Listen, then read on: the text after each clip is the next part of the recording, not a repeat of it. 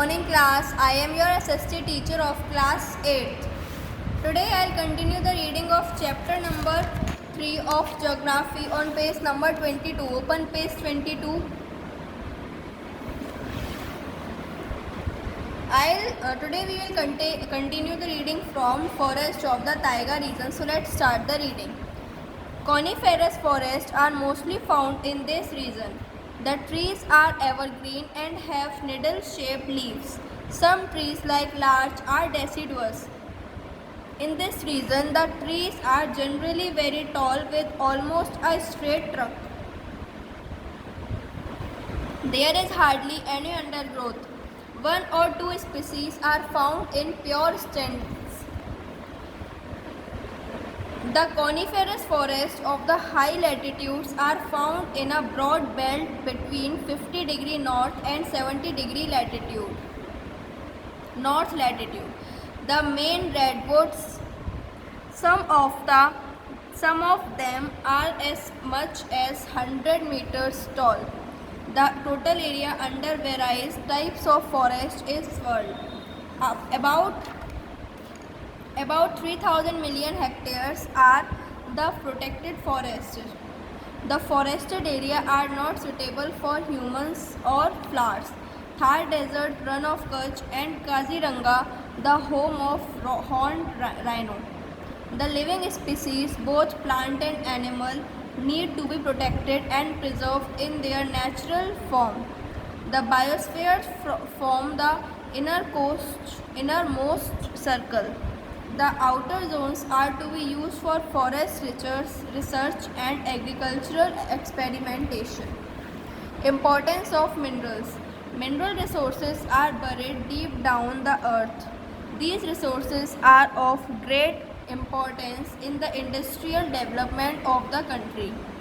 Cavemen started from stone tools. Much later implements were made of copper. With passage of time, iron tools and weapons replaced them. The iron hoe revolutionized agriculture, laying the foundation for developed civilizations. Cultural progress has been an unending process since the discovery of metals. Minerals are inorganic substances and include both metallic and not metallic products. They have to be mined from below the earth's surface. Iron, manganese, aluminium, copper and gold are examples of metallic resources. Metals can be cast or beaten into desired shapes. These cover about 4.5% of the country's area. Biosphere reserve. These reserves are intended to protect and conserve the diverse flora and fauna found in the country. Every plant and animal species will be protected in these reserves. The first such reserve came up in 1986 at the Trivandrum of the states of Kerala, Tamil Nadu and Karnataka. It covers an area of about 5,500 square kilometers. 2 years later, another such reserve was set up at Nanda Devi. The third reserve was set up in Meghalaya in the same year. The submerged flora and fauna are to be preserved at Andaman and Nicobar Islands at the fourth bioreserve.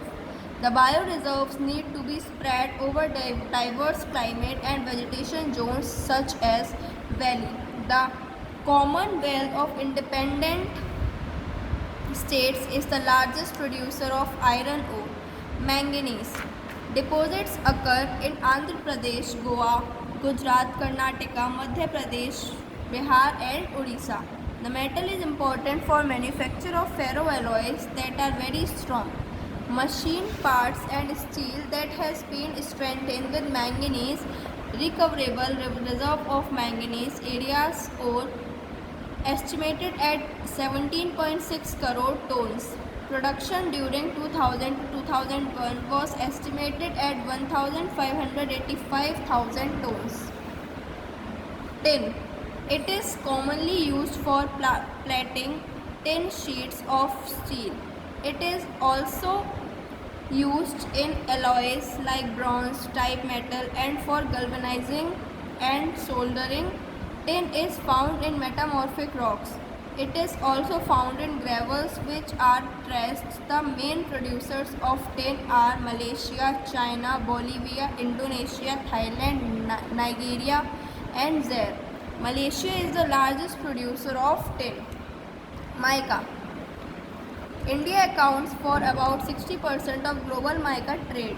Deposits occur in three important belts in Bihar, Rajasthan and Andhra Pradesh. About 60% of the produce comes from Bihar.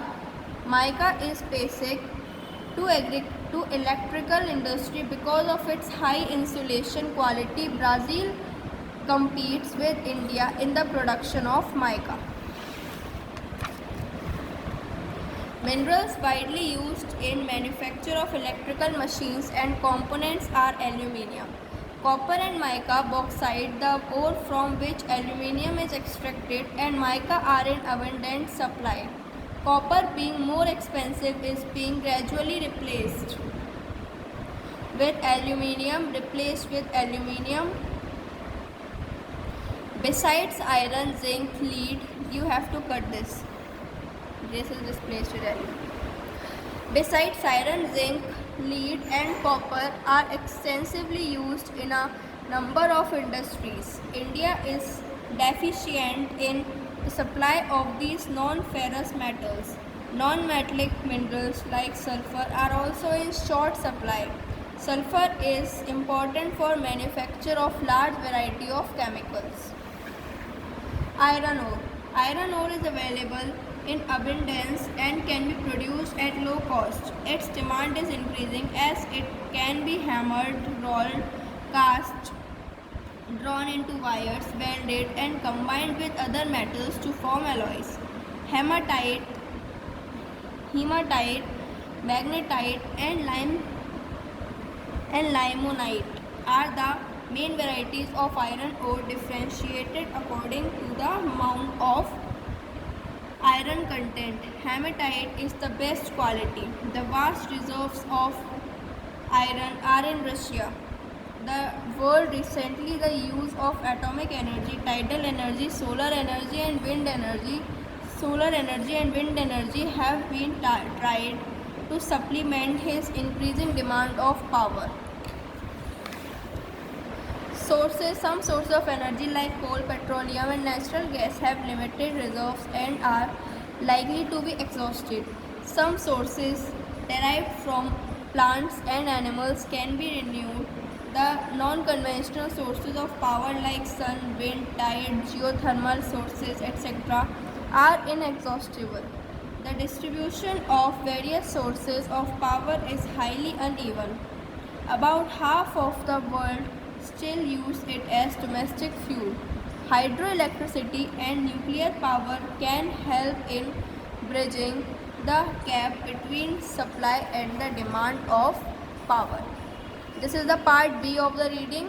In the next video, we'll continue the reading from coal, which was the part C. You have to read up to part B. Thank you class and have a nice day. Goodbye.